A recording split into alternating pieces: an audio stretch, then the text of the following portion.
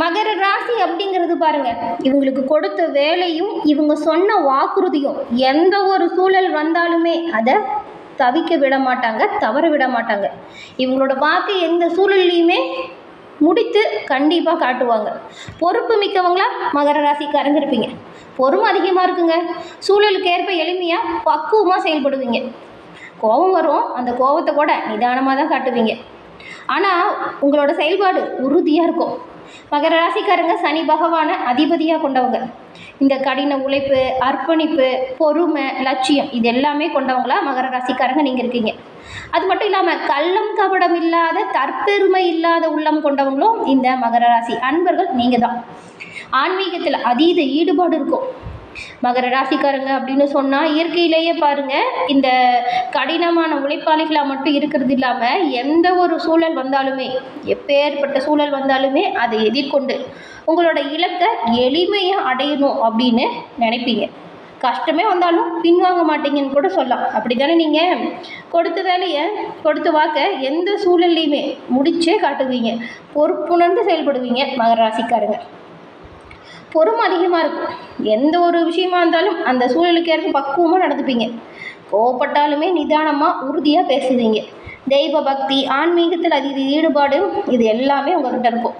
தன்னை நம்பி வந்தவங்களுக்காக எந்த ஒரு விஷயத்துலையுமே விட்டு கொடுக்கக்கூடியவங்களாகவும் அவங்களுக்கு ஆதரவாக இருந்து உதவியும் ஆறுதலும் சொல்கிறவங்க நீங்கள் தான். நிஜ வாழ்க்கையில் தன்னோட வாழ்க்கையை தாங்களே செதுக்கி வெற்றியடையக்கூடியவங்க இந்த மகர ராசி அன்பர்கள் நீங்கள் தாங்க. உங்களுக்கு இந்த மாதத்தின் கிரக அமைப்புகள் எப்படிலாம் அமைஞ்சிருக்கு, என்ன செஞ்சால் நன்மைகளை பெற முடியும், எந்த விஷயத்துக்கு நீங்கள் கவனமாக செயல்படணும். மகர ராசிக்காரங்க உங்களோட வாழ்க்கையில் வெற்றியை மட்டுமே பெறணும் அப்படின்னா இந்த ஒரு விஷயத்தை செய்யணும். அது என்ன அப்படிங்கிறத இந்த பதிவில் சொல்லியிருக்கோம். ஸ்கிப் பண்ணாமல் முழுமையாக பாருங்கள்.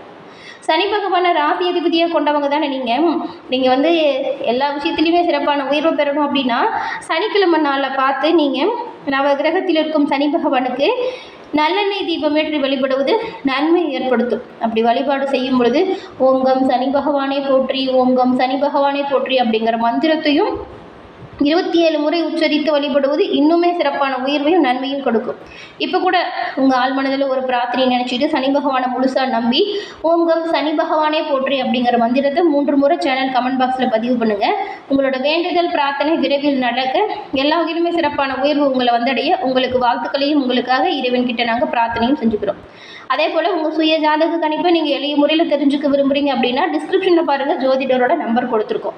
அந்த நம்பருக்கு நீங்கள் எங்கே இருந்தாலும் சரி ஃபோன் பண்ணாலே போதும். எளிய முறையில் உங்கள் ஜாதக அமைப்பை நீங்கள் தெரிஞ்சுக்கலாம். எல்லா வகையிலுமே சிறப்பான உயர்வு நன்மை அப்படிங்கிறது கண்டிப்பாக உங்களை வந்தடையும். ஜாதக அமைப்பால் நன்மையை நீங்கள் பெற முடியும்.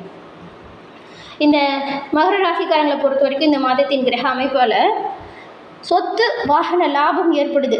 எப்படின்னா 11ஆம் தேதி சுகஸ்தானாதிபதி செவ்வாய் தன்னோட சொந்த வீடான மேச ராசியில் நுழைகிறாரு.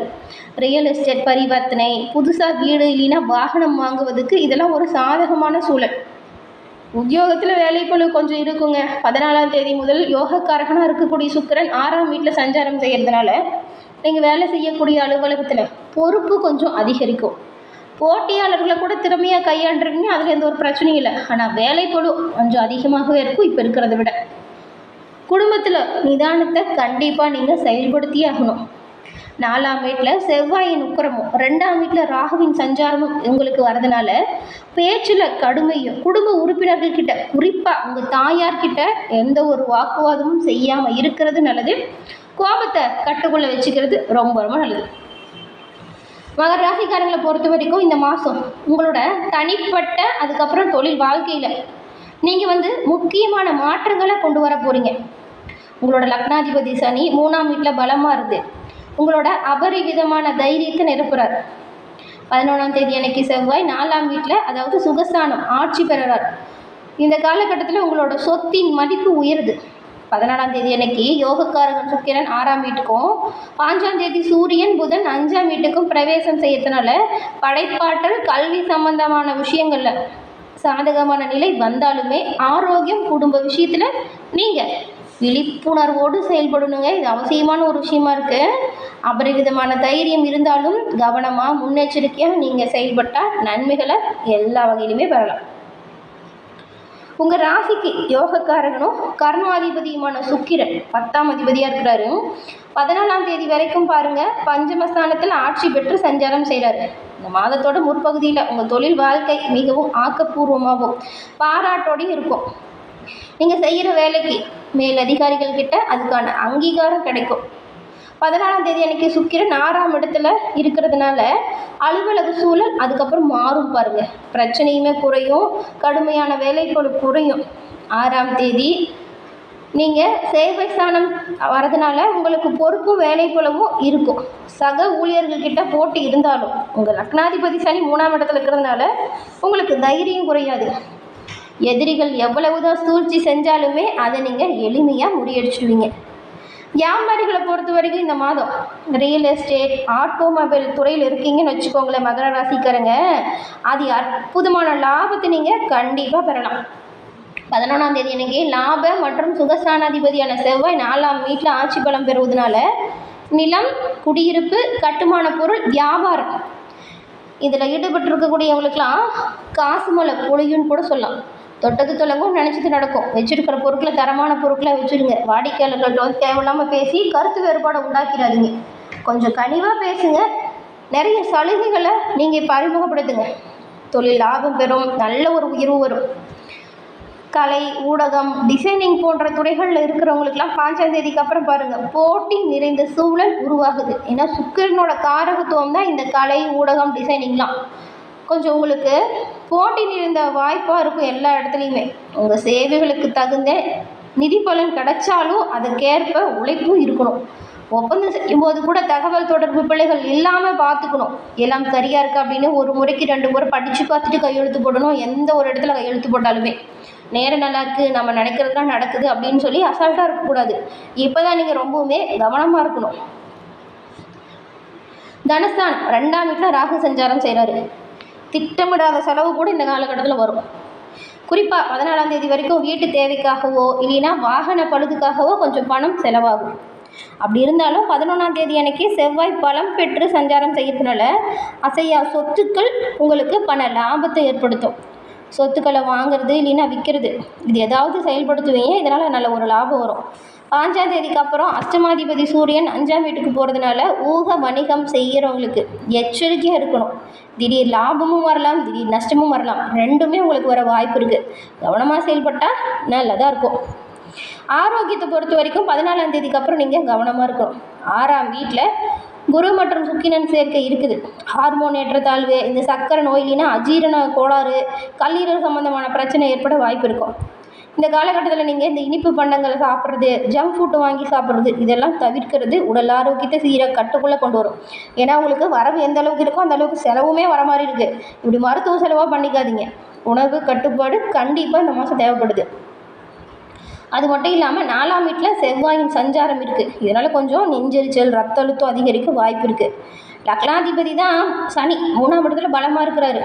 எந்த நோய் வந்தாலும் பெருசாக பிரச்சனையை கொடுக்காது. விரைவில் குணமடையக்கூடிய வாய்ப்பு தான். ஆயுளுக்கு எந்த பங்கமும் கிடையாது. ஆனால் உடல் ஆரோக்கியம் சீராக இருக்க நீங்கள் உணவு பழக்க வழக்கத்தை சரியாக எடுத்தாலே போதும். சுகஸ்தானமான 4ஆம் வீட்டில் மேச ராசியில் செவ்வாய் 14ஆம் தேதி வரைக்கும் உச்ச சூரியனோட தாக்கத்தில் இருக்கிறதுனால வீட்டின் சூழல் கொஞ்சம் சூடாக தான் இருக்கும். அகங்காரமான வாக்குவாதத்தை நீங்கள் தவிர்த்தேகணும்.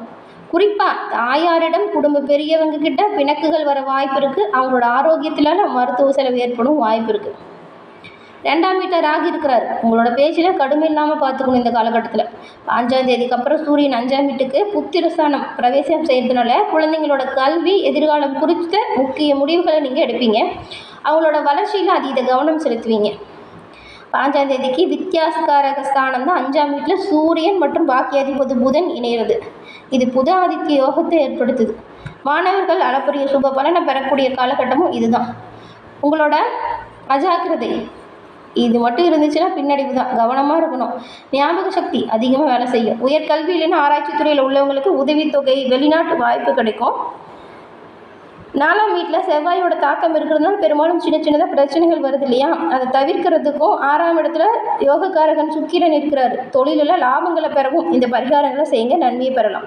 அது என்னென்னா 2ஆம் வீட்டில் இருக்கக்கூடிய ராகுவால் வார்த்தைகள் தவறாமல் இருக்கும்.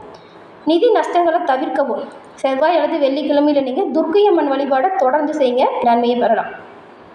சுப்பிரமணியர் சிவ வழிபாடு யோகத்தை ஏற்படுத்தும். சுகஸ்தானத்தில் இருக்கக்கூடிய உஷ்ண தோஷம் மற்றும் தாயாரின் உடல்நல குறைபாடுகளை குறைக்க செவ்வாய்க்கிழமையில் சுப்பிரமணிய சுவாமிக்கு தீபமேற்றி வழிபாடு செய்கிறதும், சிவனுக்கு ஜலாபிஷேகம் செய்து வழிபாடு செய்கிறதும் நன்மையும் நல்ல ஒரு உயர்வும் ஏற்படுத்தும். எல்லா வகையிலுமே நன்மை வந்து சேர இந்த 2 விஷயத்தையும் தொடர்ந்து செய்யுங்க, நன்மைகளை உடனுக்குடன் பெற முடியும்.